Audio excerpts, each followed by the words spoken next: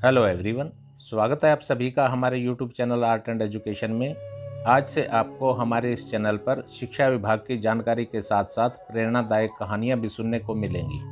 दोस्तों, आप सभी जानते हैं कि इस दुनिया में सबको सब कुछ नहीं मिलता, क्योंकि कोई अमीर है तो कोई गरीब है, कोई विद्यार्थी पढ़ाई में बहुत अधिक तेज है तो कोई कमज़ोर है। आज के इस कंपटीशन के दौर में एक दूसरे से आगे निकलने की होड़ सी लगी हुई है। हर माँ बाप यह चाहता है कि उसका बच्चा डॉक्टर, इंजीनियर या कोई बड़ा सरकारी अधिकारी बने, लेकिन इस दौड़ में हम अपनी क्षमता को भूल जाते हैं। हमें चाहिए कि हमें अपनी क्षमता के अनुसार अपना और अपने साधनों का उपयोग करना चाहिए। आप जैसे भी हैं, सर्वश्रेष्ठ हैं। अपनी कुछ कमियों की वजह से निराश उदास होकर रुकने की बजाय खुश होकर आगे बढ़ते रहना ही जिंदगी है। जो कार्य आप कर सकते हैं, हो सकता है कोई आपसे भी अधिक सक्षम व्यक्ति न कर पाए। तो चलिए शुरू करते हैं आज की कहानी शुरू करने से पहले आपसे रिक्वेस्ट है कि अगर आपको हमारा यह प्रयास अच्छा लगे तो वीडियो को लाइक और चैनल को सब्सक्राइब करना मत भूलिएगा, क्योंकि इससे हमें आपके लिए और भी नई नई कहानियाँ लाने के लिए मोटिवेशन मिलेगी। तो चलिए शुरू करते हैं आज की कहानी। आज की कहानी का हमारा शीर्षक है टूटे मटके की कहानी। बहुत समय पहले किसी गांव में एक किसान अपने परिवार के साथ रहा करता था। वह रोज सुबह जल्दी उठकर दूर एक झरने से पीने का पानी लेने जाया करता था। इसके लिए वह अपने कंधों पर बांस से 2 बड़े मटके बांधकर लटका लेता और उसमें पानी भरकर ले आया करता था।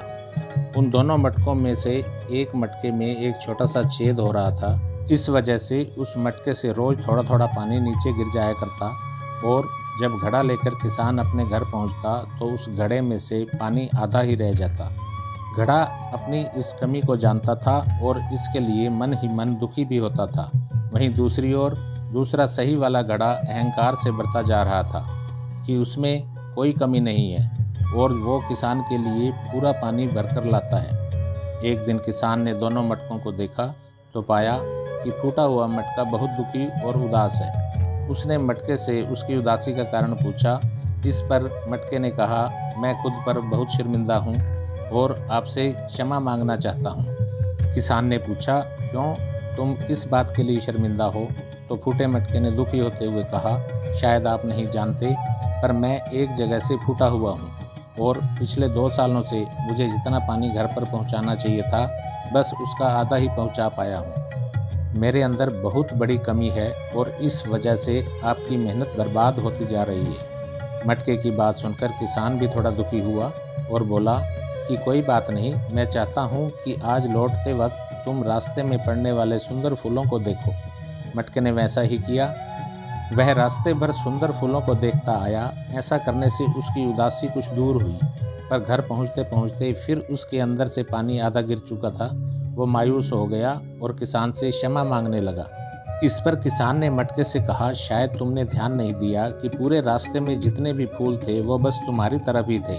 सही घड़े की तरफ एक भी फूल नहीं था। ऐसा इसलिए क्योंकि मैं हमेशा से तुम्हारे अंदर की कमी को जानता था और मैंने इसका लाभ उठाया। मैंने तुम्हारे तरफ वाले रास्ते पर रंग बिरंगे फूलों के बीज बो दिए थे। तुम रोज थोड़ा थोड़ा करके उन्हें सींचते रहे और पूरे रास्ते को इतना खूबसूरत बना दिया कि तुम ही सोचो, अगर तुम जैसे हो वैसे नहीं होते तो भला क्या मैं ये सब कुछ कर पाता। यह सुनकर टूटे हुए मटके की उदासी दूर हो गई। दोस्तों, इस कहानी से हमें यह शिक्षा मिलती है कि आप जैसे भी हैं, सर्वश्रेष्ठ हैं। अपने आप की तुलना दूसरों से करके खुद को निराश मत करें और अपने आप को दूसरों से कम मत समझें। जो कार्य आप कर सकते हैं उसी कार्य को मन लगाकर करेंगे तो सफलता आपको अवश्य ही मिलेगी। आशा है ये कहानी आपको अच्छी लगी होगी। अपनी प्रतिक्रिया जरूर दें। मिलते हैं अगली वीडियो में एक नई कहानी के साथ। Thanks for watching.